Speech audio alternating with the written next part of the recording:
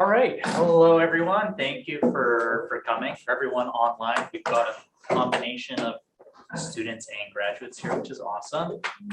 For those of you that don't know me, my name is Theo. I work with a lot of the students for their co-op and Julia on our newsletters and things like that. But today we are here for Dr. Jonothon Mainland, who's joined us as a guest speaker. So Dr. Jonothon is the Vice President Medical Director of CanPrev, including Cyto-Matrix and Orange Naturals, right? So he's got over a decade of experience doing product formulation, including all different naturopathic medicine and business side of things as well. And he's got a wealth of experience and knowledge to share with you today. So give a warm welcome to Dr. Jonothon Mainland. Make sure I'm in the camera here because it says please don't move, so I'm a mover. Like, I'm probably gonna, I apologize for those watching on the stream. I am a mover. I'm gonna walk back and forth 1,000 times, so I apologize. One, for those of you in attendance, and I think those will send some to who are not here as well, there's a bucket load of stuff at the back. That is for you guys, so please help yourself.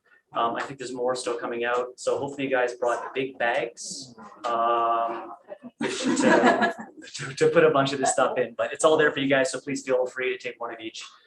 Everything's back there. If there's something you don't like, just leave it, no problem. We'll figure out a good one for it at some point. Cool, so I'm gonna get started here. So my presentation is the understanding the life cycle of nutraceuticals. And I think this is kind of applicable because a lot of us sort of understand supplements, will recommend supplements, will be a part of our sort of practice in ways. And also I think some of us also want to maybe understand the process of product development because it's something that we're interested in. So I'm gonna give you guys kind of an insight into the process of how we create products. Really just more the developmental side, some of the regulatory affairs and some of the licensing that we do with Health Canada and finished product stuff, not really the manufacturing side, because usually there's sort of divisions of companies who handle the manufacturing side of the business. Oh. There we go. All right, I got to press. All right, so just a little bit about me after the introduction of Jonothon. And the VP Medical at the CanPrev umbrella. I've worked in a variety of different fields. I've worked in everything from sales to product education to product development to manufacturing, quality assurance, regulatory affairs. So basically a whole bunch of gamuts in this industry. A little bit interesting stuff about me is I am a basketball enthusiast. I'm a huge Raptors fan. I'm also a crazy cat person, openly, admittedly. I am openly a crazy cat person. I also collect Air Jordan sneakers. I'm not wearing Air Jordan sneakers now for those who are watching on the thing. I also collect Starbucks mugs as well. If you guys remember the Starbucks mugs you can buy in store. I have some for you. You have some? Oh, okay, yeah. Yeah, no, I'm actually done collecting because they keep updating the collections like every 5 years, and then you're just chasing your own tail. Just trying to get the same mugs over and over again. And they're quite expensive. Like go overseas and some of these mugs are like 19 euros a piece. Yeah. So they're a little more expensive than what I can handle at the moment. Also Prevera fine socks. I don't think I'm wearing super fancy socks today. So I'm gonna spare the showing you guys because I think I built up too much hype about my socks. They're not super cool today. All right, so I'm just going to give you guys sort of a brief overview of the process. Again, this is all encompassing of anything involving manufacturing. I'm going to leave that side out of it, but these are really sort of the 4 areas I'd say we sort of focus on from a development side. First is sort of the idea of our product and the creation of our product. And I'll say, to make it very simple, there's kind of 2 ways that we formulate a product, or 2 ideas of how we formulate a product. One is what I'll call ingredient specific. So this is where maybe you have a really cool ingredient that you love. You think it's awesome. I want to make a product with this ingredient. We can either make it by itself or we can make it in combination. But the basis of the product is an ingredient. And then maybe we build synergistic ingredients around that. So we like, say, ashwagandha, or we like, say, magnesium, whatever it happens to be. And that becomes the basis of our formulation. And then we build ingredients around that. So it's kind of an ingredient focused product. The other side is what I'll call a product focus. And this is really about, say, health conditions or goals or conditions. So maybe we want to build something for cholesterol, blood pressure, for stress, for thyroid, whatever it happens to be. We're not necessarily focusing on an ingredient in itself, but we have a concept or an idea, and then we start to fit ingredients into that package of what we're building this product around. So that's kind of the basis of where we start, is having an idea and one of those 2 concepts. The next is delivery format. In today's environment, there's a billion different ways that we can deliver nutraceuticals. Capsules, tablets, soft gels, powders, stick packs, sprays, gummies, chewables, liquids. Like there's a billion different ways that we can deliver supplements. And I think it's important to understand that when we start picking certain delivery formats, that's also going to create limited options in terms of product, in terms of our selection. Because not all ingredients can be placed in all of these different formats. So just as a function of putting a format, this is also going to start to limit our ingredients or our idea as well too. The third is Health Canada licensing. So this is getting an NPN here in Canada. And I say this because you can have the coolest idea in the entire world, but in any natural health product you want to bring to the Canadian marketplace, if you can't get an NPN, you cannot sell it in the Canadian marketplace. So you always have to have regulatory and NPNs in that climate in the back of your mind when you're putting together a product, because again, to sell as a natural health product here in Canada, you need an NPN. You need to go through an application process with Health Canada and get an approval.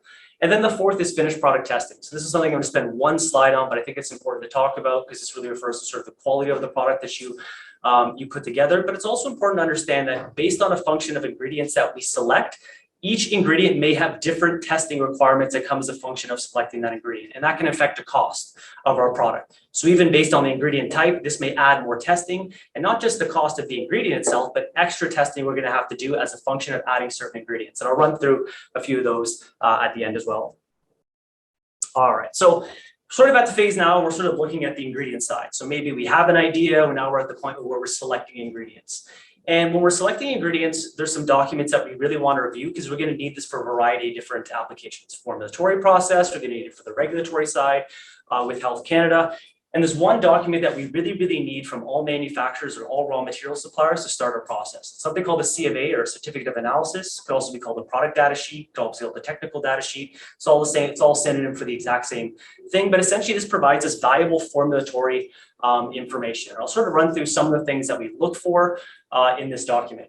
First one here, we're just going to look at magnesium bisglycinate, something probably everybody's familiar with, magnesium bisglycinate. So here's an ingredient C of A from a magnesium bisglycinate material that CanPrev we actually use. And there's a few key pieces of information we're going to see here. One is going to tell us the magnesium content. Here in Canada, when you list, license, or label a mineral, it needs to be listed in elemental value, not the total amount of magnesium bisglycinate that you are providing, the amount of elemental magnesium that you are licensing and listing. So we can see this on this sheet here. I know you guys can't see it too well, but it says 10%. So this is going to give us an idea in terms of how much material we're going to need to be able to deliver X amount quantity of what you're looking for. One thing I'll say before I go to the next thing is if product development is something that you like or are interested in and you don't like math, never go into product development. Your life has to be math. You need to love math. I'm the son of an accountant, so luckily math is unfortunately in my blood and in my genetics. And I do like math, but you need to like math to a degree because it's going to be part of your job if you want to be involved in the product development side. Another number here is something called tapped or bulk density. So the most common delivery mechanism of what we use for supplements is capsules. We fill capsules. This tap density number essentially is an idea of how much material we can fit inside of a standard 00 capsule, which 00s are essentially like the most standard capsule you'll find. Not super small, not super big. The one that you find, they're actually the most common capsules you'll find in our industry. And this gives us an idea of how much of this material we can fit inside of this capsule. And it's really important to understand this because there's this misconception in our industry that you can fit 1,000 milligrams of 1,000 milligrams of material per capsule. The answer is you can only fit as much as the density allows you to fit. Because those capsules, we fill on volume, we don't fill them on weight. They're like a cup. They're a volume-based measurement. They're not a density or a weighted-based system. Another way I can sort of explain this to you is all the materials that we deal with are very different in nature. They can be very bulky, they can be very fine material, they can be very fluffy. And this density number gives us that idea of whether we're dealing with very fluffy or very dense. Another good way I can explain this to you from a capsule filling perspective is a really cool LinkedIn video I saw probably about a few years ago. And there was a teacher at the front of the classroom, and he had this big jar. I wish I should have done this now, but I didn't think about it. So he has this big jar. And essentially what he does is he grabs a big bucket of ping pong balls, dumps it inside the jar, fills it to the top, and goes, "Class, is the jar completely full?" And they're like, "Yes, the jar is completely full." Reaches under the desk, grabs a big jar of beads, pours the beads into the jar, fits in between all the empty spaces in the ping pong balls. Goes, "Class, is the jar completely full?" They're like, "Yes, it's completely full." Next, goes under the desk, grabs a big bucket of sand, puts sand into the jar, fills all the spaces between the ping pong balls and the beads, and goes, "Class, is the jar completely full?" And nobody answers because everyone's like, "You've already fooled me twice, so I don't really know what to say at this point." And then lastly, what he does is he actually cuts away from the class, he cracks a beer and pours the beer inside the jug and says, "The message of the story is there's always room for beer." That's not the message of this story. The message of this story is sometimes we deal with ping pong ball types of materials, sometimes we deal with bead type materials, and sometimes we deal with sand types of material. And this net density number gives us that idea of whether we're dealing with ping pong or whether we're dealing with the sand. Obviously, we're going to be able to fit more sand than we are ping pong balls inside that material. Last thing here, it'll tell me all the ingredients that this material encompasses, because when you're using excipients or other things that come as a function of a raw material, you are required to have to declare these to Health Canada and on your license. People want to know if an ingredient has, say, maltodextrin or citric acid or something else, silicon dioxide, as a function of that ingredient, you have a responsibility to be able to declare that on your label and to consumers, because it's a function of the product itself. You may not have added it, but it came as a part of an ingredient you have added to your formulation. So this is always on the product data sheet. So we'll put all this into a practical example from this material, and we'll take a look at how much we can fit. So the material density on this is about 0.8 grams per cc. Your standard 00 capsule is about a cc. That's about the volumetric size of it. So that means we can fit 800 milligrams or 0.8 grams in a standard 00 capsule. We know this material is 10% elemental magnesium. So we take our 800 milligrams of total material, times it by 10% elemental magnesium, and we get 80 milligrams of elemental magnesium from a bisglycinate source, filling up one capsule for this product. So this gives us an idea that if we want a dosage that we want to use from this material, what is going to be our maximum amount of what we can fit inside of this capsule. So again, math, have to love math if you want to do product development. All right, so still looking sort of ingredients. When we're looking at, say, other type of ingredients, there's other pieces of information we're going to want to know, because also maybe sometimes they come along with non-medicinals we just don't like. We want to avoid these things. So we need to review our documents to ensure that we are selecting ingredients that fit the type of product we're trying to create. So these are 2 herbal extracts, and this gives us everything from this. So for example, the one over here is a cramp bark. This is actually a cinnamon extract. And there's a few things we want to look at here. One tells us country of origin. So maybe we're picky about the country of origin of where our herbs come from. So in the case of the cramp bark, it says country of origin is Germany. Tells us solvent. Was there a solvent used in this? Water is just used as a solvent for this as an example. Tells us the part used, the bark on here as well. And then over here, you'll see the exact same thing replicated, but this one is what's called a standardized extract. So this is standardized to a specific constituent, whether that's polyphenols or anthocyanins or vitamin C, whatever it happens to be. That'll show us on this data sheet, because maybe we're selecting a certain ingredient because it's known to have a specific constituent. We want to be able to deliver that constituent. We want to see that on the C of A and ensure that that's on that document, because we know that's an important part of the plant that we want to utilize in our product. All right. So that's sort of just running through the ingredient side in terms of what we look at and how we evaluate our documents. So now we're sort of at the point where we want to pick our dosage form: capsules, powders, liquids, gummies, whatever it happens to be. I'm really going to run through capsules and powder scoops, because capsules is still the most common delivery format you'll find from a supplement perspective. And powder scoop just has a little bit different things that I kind of think is interesting to sort of run through to give you guys an idea. So we're going to run through sort of 3 products, and this is where I'm going to need your help. I'm going to have to stop sharing my screen here. Go over to a spreadsheet over here. Of course, it's done funky things to minimize it on me. All right, where is it? I'm going to share my screen. Let's see this. All right, so hopefully everybody home can see this. I'm just going to enlarge it so it's bigger. So for those who have done some of the IHN co-op program, you have done this before. But essentially what this is an exercise in terms of we're going to design a product. We're going to put this into a capsule. We're going to pick dosages, and we're going to see how many capsules it takes us to be able to deliver this product. So this is a little sheet that I use. Not everyone has to use this, just the way that I put down information.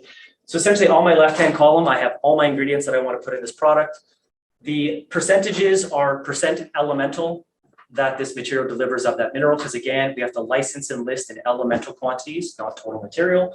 And then it'll start spitting out calculations. One thing of note is this little red box here is every time we get to 100%, that means one capsule is completely full. We get to 200%, it means it's going to take us two capsules to deliver this. 300%, 3 capsules, et cetera, et cetera.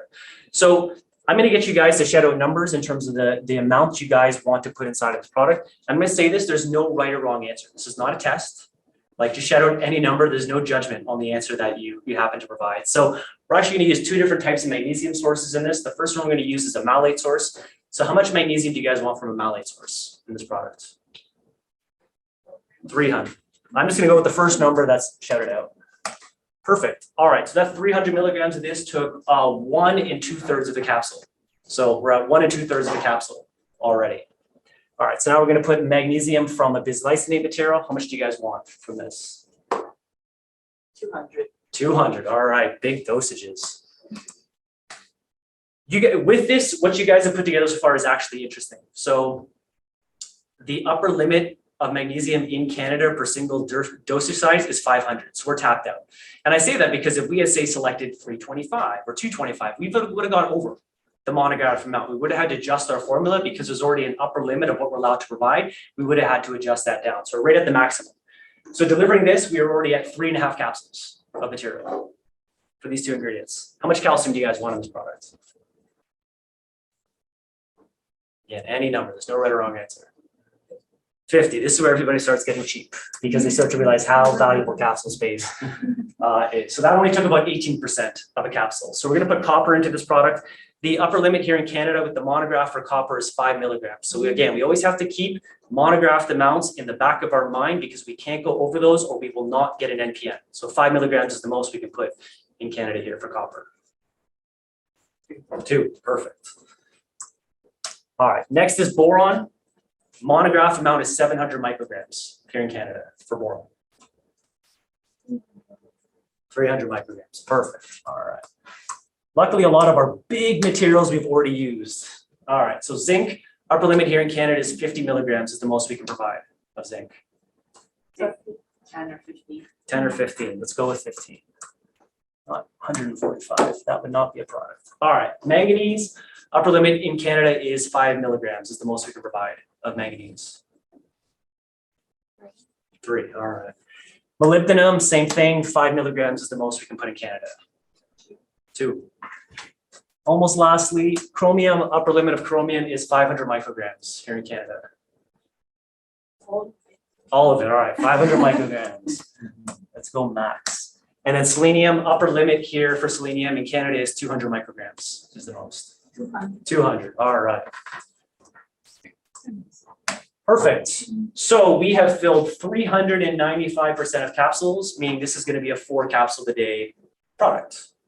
So just a way to get an idea in terms of how my capsules are going to fill up. So at this point, we have a few things of what we need to consider. 1 is we have some empty capsule space. 2 is we also have to leave empty capsule space. There's things that we have to use during the manufacturing process, add excipients that help with manufacturability. So we need to leave some room for these things in our formulation process.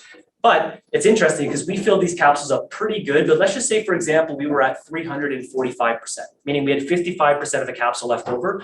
We need to figure out what to do with that capsule. Because if I ever manufacture a capsule and I leave, say, 20%, 15, 20, 25% of that capsule empty, I'm going to get a bucket load of complaints. People are going to be like, you underfilled my capsules. Everyone wants to see a full capsule. So when we're designing these as well, we also need to ensure we are delivering full capsules. And that gives us some ideas in terms of what we have to think about. I'll talk about some of the options we do a little bit later.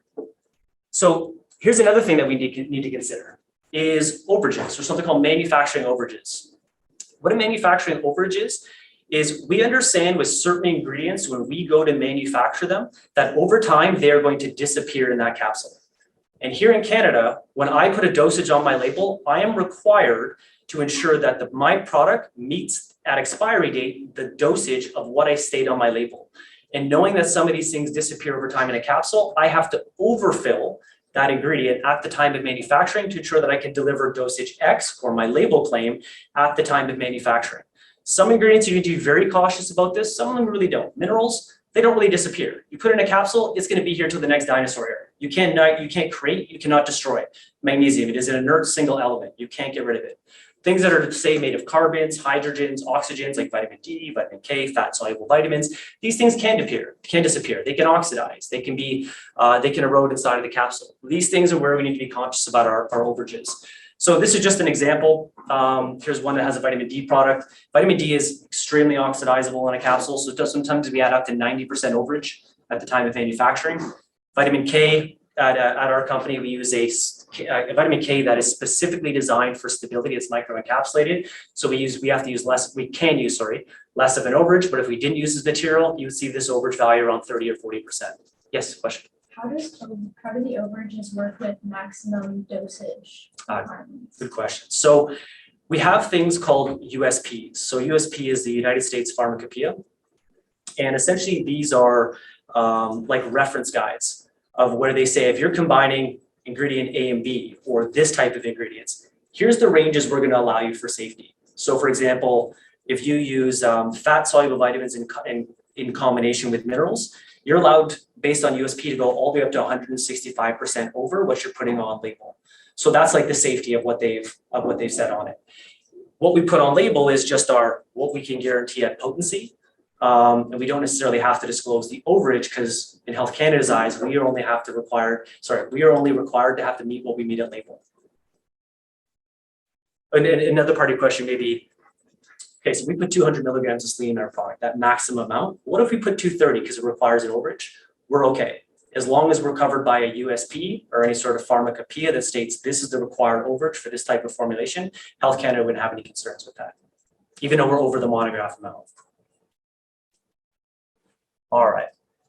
Now the last example, again, is with this empty capsule space is, what to do with it. So here's a product that we actually made, an NAC product. And when we were going through the formulatory process, we realized that it only filled up about 77% of the capsule, meaning we had 22% of the capsule left over.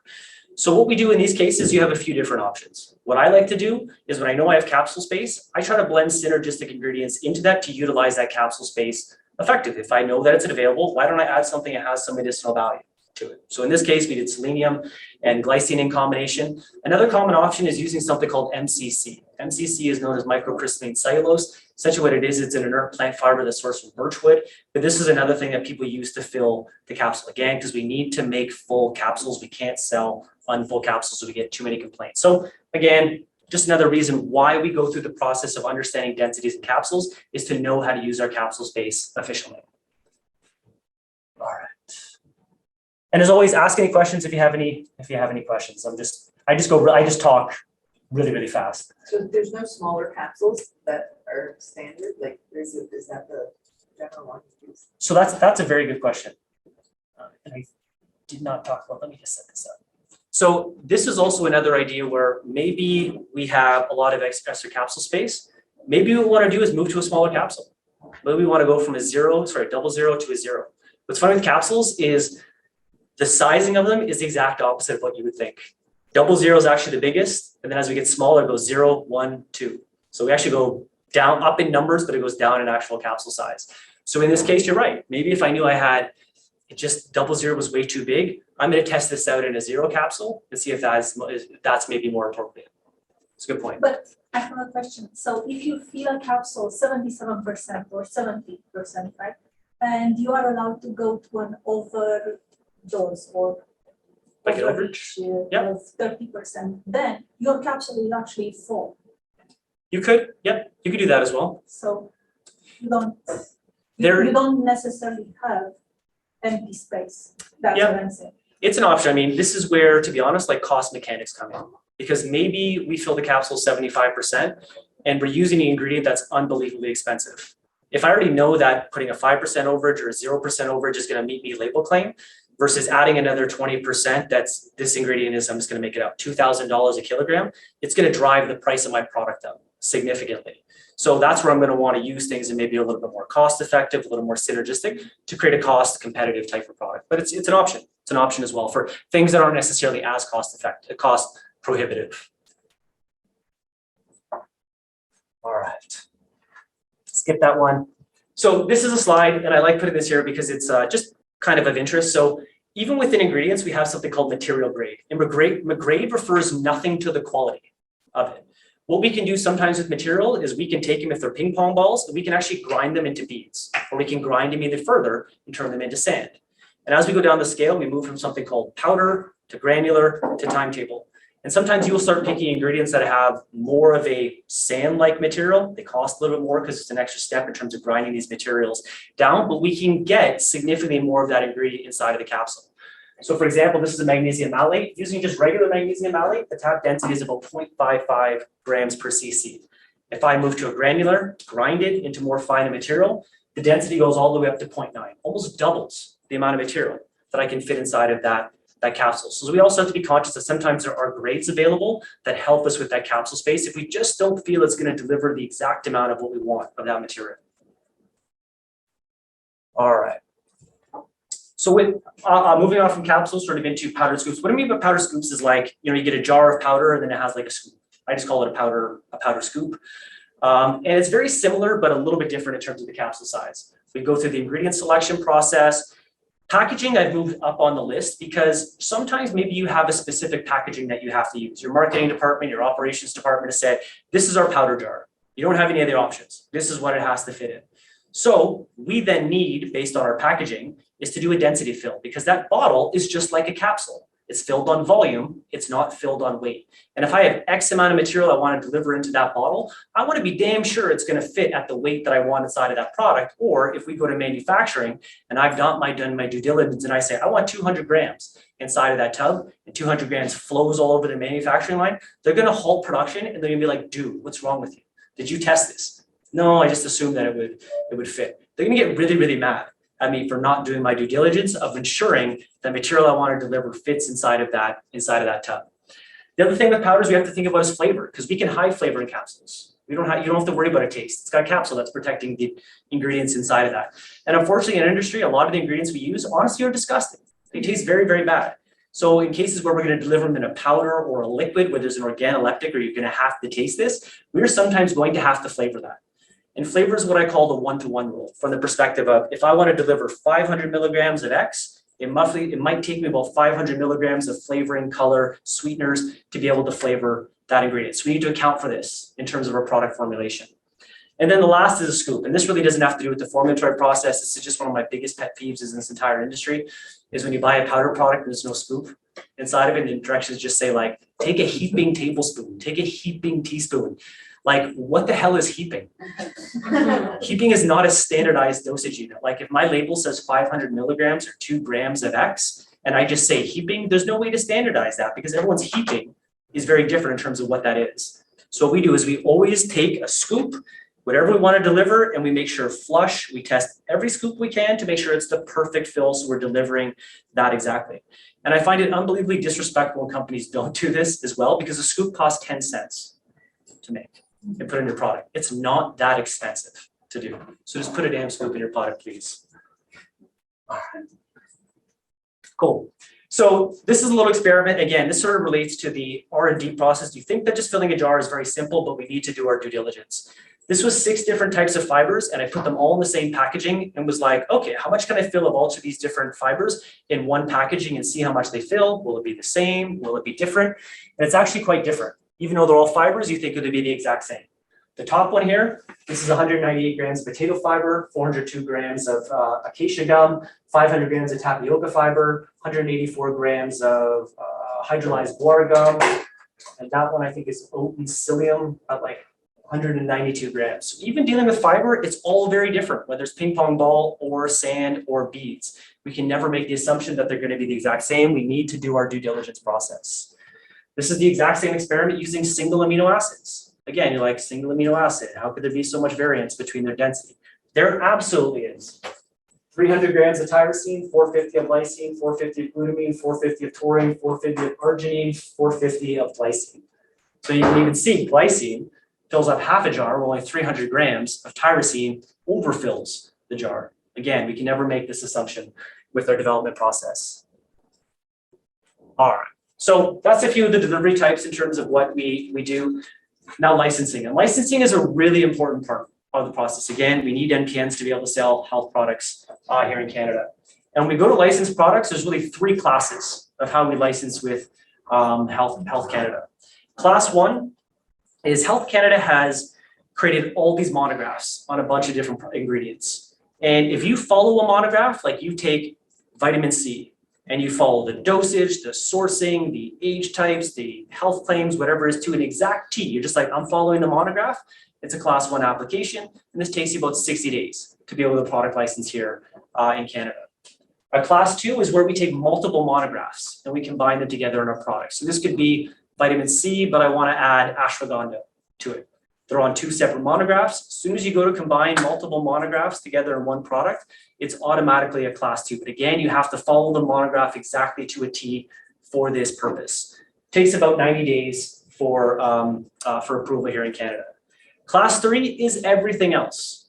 You want to use an ingredient that has a monograph, but you don't like the monograph. You're like, I want to use way higher of a dose than this, or I want different health claims, or I want a different age population. Or you want to use an ingredient that doesn't have a monograph. you're going to have to go through a class 3 application. Class 3 applications take roughly 310 days here in Canada for approval. That is roughly 9 months.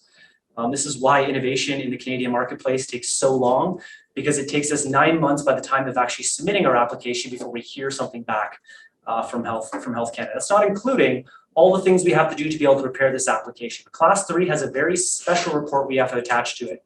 It's something called an ESSR. It's called an Evidence Safety Summary Report. This is essentially like writing a research paper on your product. You have to prove safety, you have to prove efficacy, you have to do contraindications, known adverse reactions, and quote sources. You have to quote things like EFSA or USP, or you have to do full text journal articles that are human. You can't use animal data for any of this. And the other side is you have to include those full text references. You can't just go, here's the abstract. They're like, you need to include the full text journal articles for us as part of this application. So class 3s, you want to do something cool, just understand it's a long regulatory process and you may not be guaranteed a license at the end of this.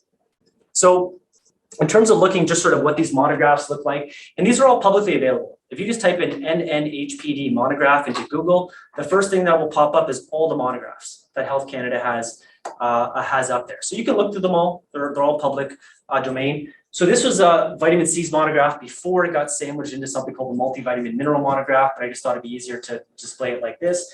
And again, we follow all these things to a T, class 1 application, 60 days. So what we have to follow is source material, ascorbic acid, ascorbyl palmitate, sodium ascorbate, potassium ascorbate. We use any of these sources, we're complying with the monograph.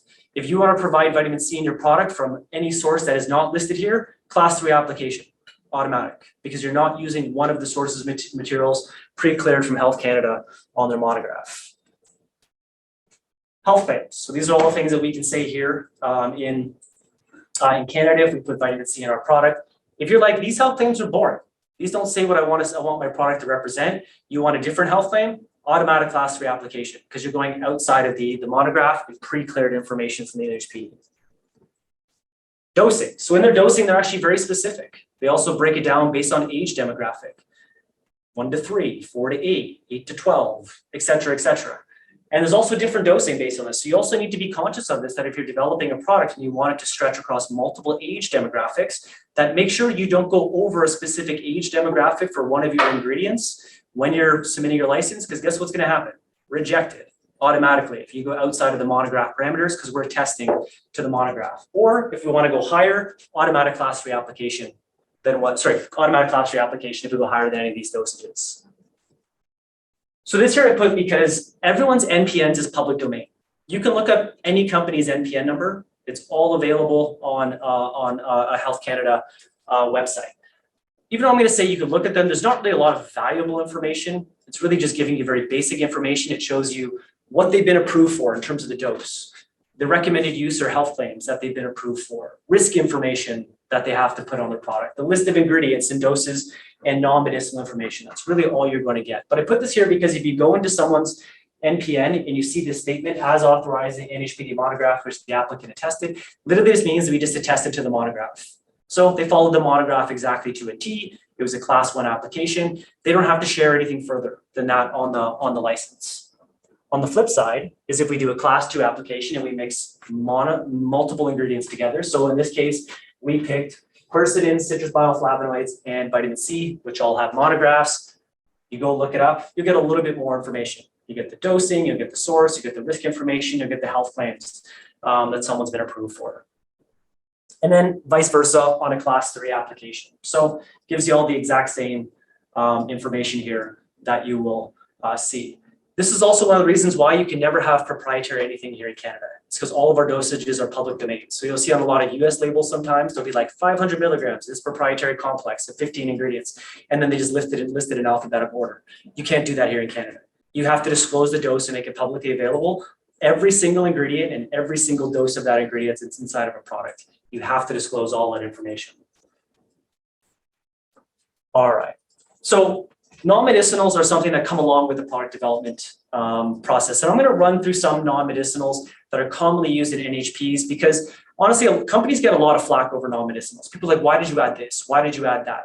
And in fairness, a lot of these things we need from a manufacturing standpoint or come along as ingredients that we pick or are required as a part of the product that we have put together by Health Canada. So I'm going to go through liquids a little bit because these typically have certain things that we don't see elsewhere. Potassium sorbate, citrus seed extract, sodium benzoate, we don't use it, parabens, we don't use it, but they all serve the same purpose. Essentially what these are antimicrobial preservatives. If you're going to create a water-based liquid natural health product here in Canada, you are required to have a microbial preservative in your product. If you submit a license and your dosage form is water, liquid, and you do not have one of these, Health Canada is going to reject your application. You're required to have one of these inside of your product. So even if companies don't list this on their label, they are required to have one of these on their label. They just may have chose not to disclose it on their label. And the reason why is because when you're making a water-based NHP, the thing you have to be concerned about is bacterial contamination. And if there's one environment that bacteria love, replicate, thrive, and divide in, it's damp and wet. Water is the definition of damp and wet. And we do it as a way of protecting the consumer from themselves from microbial contamination. And I'll give you a few reasons as to why. Here's probably one of the most common ways that people consume their liquid natural health products. Drink straight from the bottle. They put the grubby little mouth all over that bottle and then put bacteria all over my product, and that bacteria is going to make itself into the product. Second way is most commonly people have supplements in their kitchen, right? So they get their bottle, they put it on their kitchen counter, probably the sink is right here, and they take that lid, they put the lid down, probably within about 5 feet of the kitchen sink. And we do know that within that surface area around our kitchen sink is actually one of the dirtiest places in your entire home. People don't wash and sanitize it properly. We just grab our legs and wipe it all down. So they've now put that lid all over that dirty counter. Chances are they're not going to clean it before they put it back on the product. Second thing that happens is they go to grab it. Oops, I knocked it over. Now we see the slow roll as that lid goes underneath the dishwasher, underneath the stove, underneath the oven, and then they pick it back up and they usually do one of two things. Not a way of sanitizing anything, or go over the sink, rinse it underwater. Water is not an antimicrobial, by the way. And then they put it back on their jar. All of those situations, you've taken external bacteria and you've now put it into a damp, wet environment. We are required to have to put antimicrobial preservatives in your product to protect you from yourself from bacterial contamination. That's why they're in all products that are liquid. If you use, say, ethanol or a tincture, you do not have to do this because ethanol in itself is an antimicrobial preservative, or alcohol itself is. So you don't have to do it in that type of environment. All right. Vegetable glycerins, xanthan gum, acacia gum, commonly found in liquids, and they really serve a few different purposes. One, something like glycerin is actually super sweet, so we can use it as a flavoring agent. The other reason we use these is we use them as suspension agents. When we are creating a water-based NHP, we are doing one of the ultimate science experiments. We are taking solution, water, we're taking a solute, powder, and we're dumping it into that water. What do you think is going to happen over time if the weight of that powder is heavier than the weight of water? It's going to settle all on the bottom of the product. You'd be pretty pissed if at the bottom of my product that I gave you, it was just powder, all stuck at the bottom of the jar. So what we have to do in cases of this, when we know there's a differing degree of density in the materials, is we have to suspend particles. We have to create solutions that have suspensions in them to suspend them so that every single time you take your product, there's an even representation of dosing with every teaspoon, every tablespoon, whatever it happens to be, and it all doesn't clump on the bottom of the product. And that's what these ingredients serve the purpose of. Caramel color, we don't use caramel color in any of our products, but it is something that is widely used in natural health products. It's also widely used in alcohol industry as well, and it all serves the exact same purpose. When we are dealing with ingredients that we're putting inside of natural health products, especially in liquids, there's color variance that happens from batch to batch, lot to lot. This happens in nature. If you went to the grocery store and took 25 rhizomes of turmeric and cut each of them over, they would not all have the exact same color. There'd be a little bit of color variance between them. That's what happens when we create natural health products of things that are natural, is that there may be some variance that happens from batch to batch. So what companies do sometimes is they add caramel color, so it creates a uniform color every single time, and nobody freaks out when it's a little less yellow, a little more orange, a little more that. And that's what caramel color is used for. We don't do that. It just is what it is. We just let it be its natural true self. Sweeteners, there's many things that people could use. Alcohol sweeteners, monk fruit's getting popularity, erythritol is another one as well, stevia. Some people use sucralose and other artificial sweeteners as well. And the only thing I really want to say about sweeteners is in many cases, they are absolutely necessary. Everyone tells me they want an unflavored product until they try what an unflavored product tastes like. Some of the things we put in natural health products are disgusting, like vile. So we need to make them flavorable so they're palatable so that people will actually consume them. And sometimes we need to add sweeteners to make things taste okay, or at least taste good, versus something that's going to be disgusting and everyone's going to know it tastes bad. I don't want it. So sometimes we need to add sweeteners for that purpose. Almost lastly here is citric malic ascorbic acid. We really use these as pH adjusters. So when we make water-based NHPs, we want the pH to be at a certain level. Having it too acidic or too alkaline is actually not going to be good. One, for the stability of the product. Two, is for how it feels in people's stomach. We actually make a magnesium bisglycinate liquid. If we didn't add any citric acid or ascorbic acid, just citric acid, sorry, to the product, the pH of the solution would be 10.5 to 11. That is more acidic than baking soda. Has anyone ever put baking soda directly into their stomach? Doesn't feel good. You're literally creating the volcano experiment that we all did as a child. We are taking acid, putting baking soda inside, blah, blah, blah, blah, blah, blah, blah, happens. So when we're making products, we want to adjust it to a certain pH. So when it hits people's stomach, it feels good. A lot of ingredients are also stable at certain pHs. So for the quality of our product, we want to achieve certain pHs, and we use ingredients like this to adjust it. All right. Now into capsules. Magnesium stearate is one that I think has sort of a controversy, unfounded, something we use quite often and a lot of misconception around. What magnesium stearate is used is as a flow agent.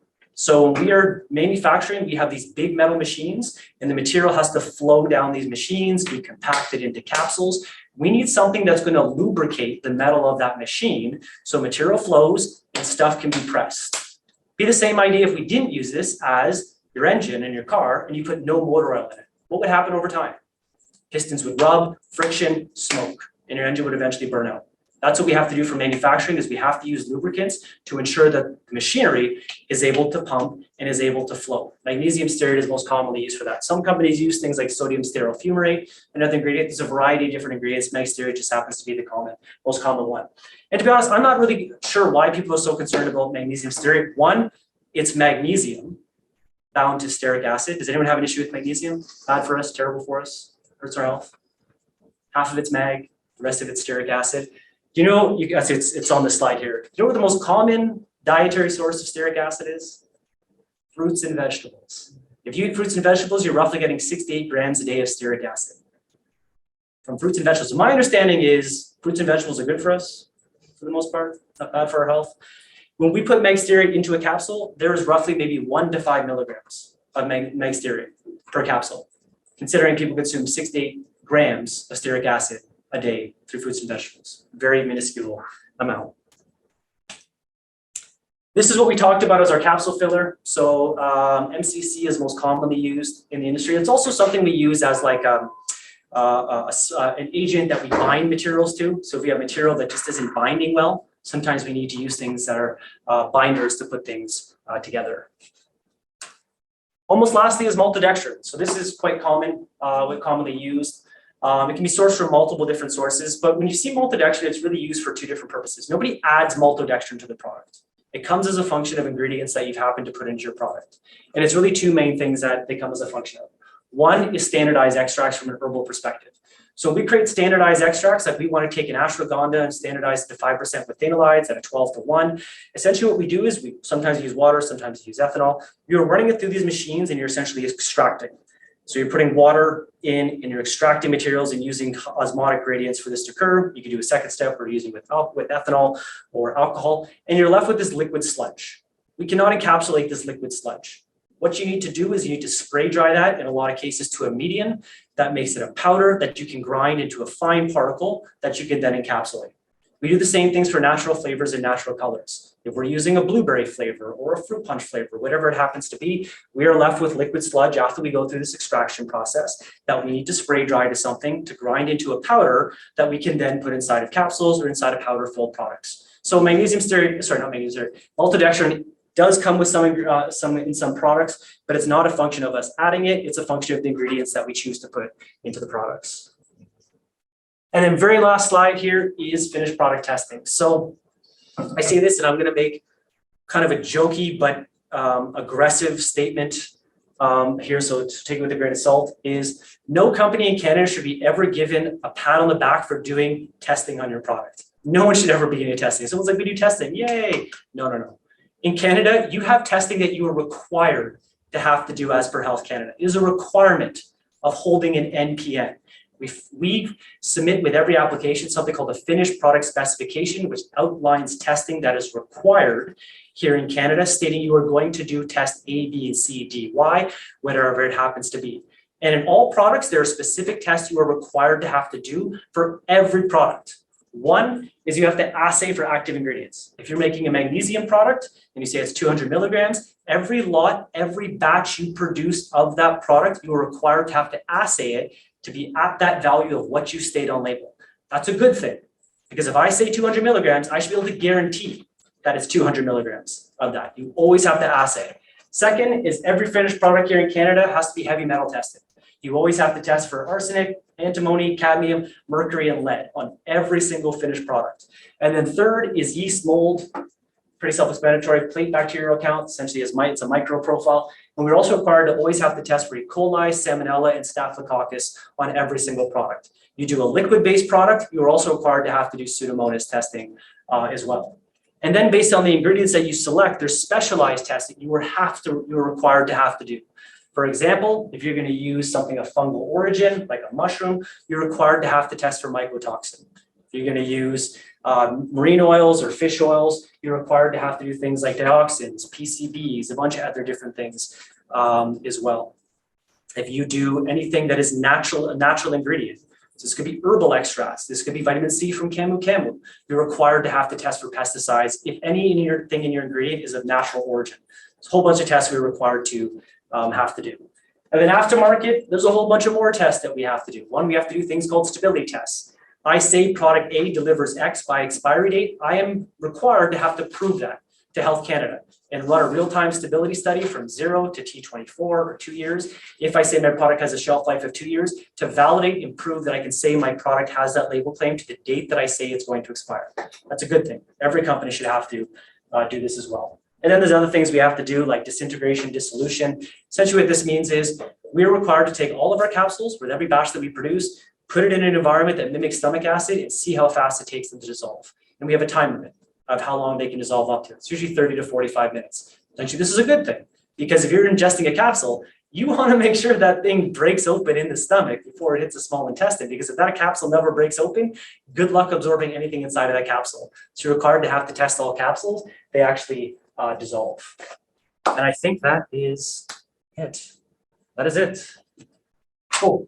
Hopefully there was some insight in there in terms of the product development process. Hopefully it was also not too scary in terms of too many things to think about if this is something you happen to be interested in, but I just like to give an idea that there's a lot of moving parts when it comes to the product development process. All right, so again, there's samples at the back. Please feel free. We have some bags. I'll be honest, the bags they shipped, they're not going to hold half of what we have out there. So hopefully you guys have some extra bags. Please feel free to help yourself at the back. We ran out of space, so other varieties of this. Whatever kind it is, and there is some more here, so just single file. Yeah, so what, I think if anyone has any questions, Yeah. Jonathan, let's do that now. Yeah. And then we're just gonna take one group photo, everyone, you can take your seats, and then you can go ahead. There's one question that came out, I think, so I can answer that one super quick. Someone asked, why do you use sunflower oils and non-medicinal in the new liposomal formulations? Very simple, it's what creates a liposome. So when we create a liposome, or that bubble that goes around a nutrient, we have to use phosphatidylcholine. Phosphatidylcholine sourced from two things, sunflower or soy. We chose sunflower as our option, the other option is soy. And does maltodextrin come from non-GMO corn? Maltodextrin can come from wheat, it can come from corn, it can come from cassava, it could come from rice, it could come from a variety of different things. It's kind of ingredient specific, it comes from most of those things. Corn is quite common. I'd say corn is probably the most common one. Any questions? What are your thoughts on the cotton and the paper packet in the bottles? Like I tell everyone to pitch it, everyone's like, no, leave it in. I'm like, don't take the cotton out. So you know what we use the cotton for? A few different reasons. One, with chewables that are in bottles, they're almost always in there because what happens at a store when people pick up a bottle? They go like this. So chewables, when people go like this, it smashes them inside the bottle and they get a bunch of complaints that, I got a bottle, half of them are crushed. So we put the cotton in there as a way of kind of absorbing it so it can't break that. We do the same thing with capsules. If we're using a bottle that's maybe, there's a whole bunch of headspace in the top. Again, people shake, capsules are made of plant fibers, so they're delicate to a degree. They can smash open inside. So if we know there's a bucket load of space, we'll add kind of that, fill that headspace with the cotton. You can throw it out. Right, because some people say leave it in and I'm like, no. No, throw it out. Because it harbors bacteria. The only thing I would keep inside is if silica packets are in Yeah. there, leave those in the duration of the product, because we add silica packets when we're dealing with ingredients that are hygroscopic or essentially like suck water. So what they can do to capsules is they suck any moisture that is and the capsules, and then all the powder clumps up, and then you get these really hard capsules, and the people are pissed because they're like, the capsules is super high, it's super dry and super clumpy. So the silica I keep because they prevent the capsules from clumping. So Yes. most of the packaging is like 3 times bigger than what's inside. Like not on everything. Let's say magnesium is one that fills up to the top, but NaC, selenium, some other I don't know the top of my head. So why are you making such a big bottles? 2 reasons.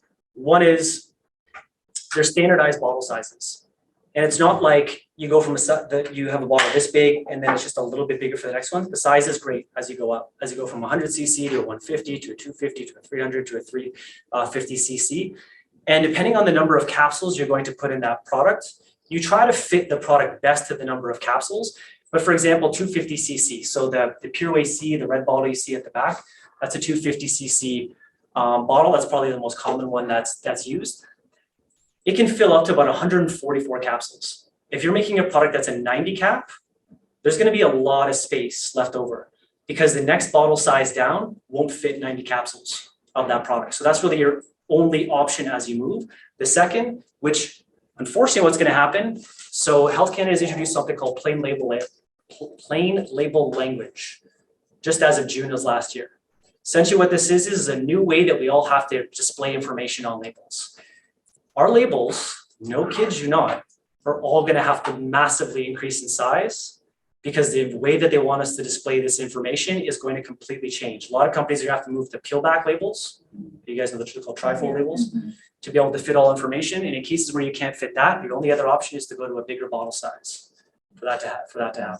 And this is law. Every company has till June 2028 to comply with the new labeling guidelines that Health Canada just published. So you can see actually a lot of bottles move up, a lot of companies moving up in bottle size. No QR on a bottle. So sorry? No QR code on a bottle. You can use a QR code for some information. So there's certain things like a non-medicinals you can push to a QR code, contact information, but there's certain information they're requiring to have to be on the packaging itself, like medicinal ingredients, known cautions, contraindications, adverse effects, health claims are mandatory to be on not either the principal display panel, which is the front label, or the PDQs, which is the side panel labels. Yeah. You're gonna see a lot of changes to labels over the next six years in our industry. So we are trying to reduce the plastic packaging and stuff, but it's actually the opposite direction. You have to make it bigger even though you don't want to. I would love to be able to provide an answer, but I don't work for Health Canada, unfortunately. In terms of their explanations. Yeah, I'm asking for logic. Right? Yeah, you know what, this is recorded, I'm not gonna say anything. I think we have more questions. All right. If I have an idea of a product to formulate, but I don't feel going to all of those processes, I choose to work with established company like yours. Is there room for that? Is yes, how the process follows? If you're talking about us specifically, I mean, we have an in-house team of product development. If people were on our in-house team, we develop based on that, but we don't sort of work with external parties because we have our own in-house process. Other companies may work in that sort of fashion. There's also things called contract manufacturers who, if you wanted to bring a product to market, they would do all the manufacturing for you. They could help you with labels, etc. Let's see. Sorry, I was trying to get to this. Next question is the call recorded for sharing? I've missed part of the call. Yes, it is going to be recorded. How to calculate the amount of supplement providing the amount the body needs. For example, iron liquid from CanPrev has 20 milligrams of iron and men need 8 milligrams per day. Is the liquid providing I'll be honest, I'm a little confused by the question. The label dosing is what's provided in the label dosing. If we say it's 20 milligrams per teaspoon, tablespoon, that would be the label dosing. We don't have to list like RDIs or RDAs here in Canada, which is percent of daily intake. You do in the States. All things that have an RDI, you have to list it as a percentage. We don't have to do that here in Canada. Monographs all have RDIs for vitamins and minerals on them as well. So someone's like, I want to know how much of this I should give to be able to get the RDI of A of iron. I'd recommend the monograph or Health Canada's RDI website to be able to determine what that dose would be. All right, that's that. Any other questions here? Yes. Just to clarify, I guess, the stability testing that you mentioned. Okay. Like, let's say that's 2 years, like Yeah. you said, that has to be done before it can go for sale, right? Which is going to increase that. So you can, typically companies do it afterwards because we don't want to wait 2 years before we bring a product to market. So what you can do is something called an accelerated stability. So what you do is you basically challenge a product by applying heat and humidity beyond normal temperatures, and it allows you to accelerate the results. So just as an example, if you did in that environment for 12 weeks, that would give you roughly the equivalent of 2 years of shelf life. So you can run it through these like mimicked systems. Health Canada won't recognize it as you validated it. They still want you to do the real-time stability afterwards, but there's different tricks that you can use to determine an initial shelf life in a shorter quantity of time. Any other questions? Yes. I was just wondering, does CanPrev do their laboratory testings in-house or is that through external? All third parties. Yeah. Yep. So we use LabStats, one of the most common ones in Canada. Cal is another one in Mississauga. Eurofins is another one. We use a few specialized probiotic ones in Quebec called Microbios and a few others. So we don't do any in-house testing. It's all third party. Any other questions? We should probably get that picture. So if those who have to go grab their stuff and want to go, we could get that done. Okay. Do you want me to like stand in there? Yeah, if you can come here, and if everybody can kind of like squeeze in a little bit.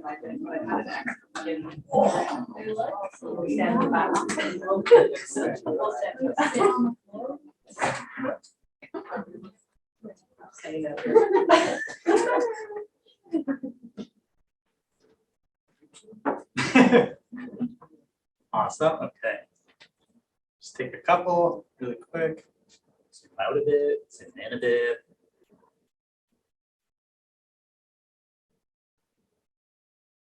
Perfect. Thank you. And thank you everyone on the live stream for attending. We appreciate having you here.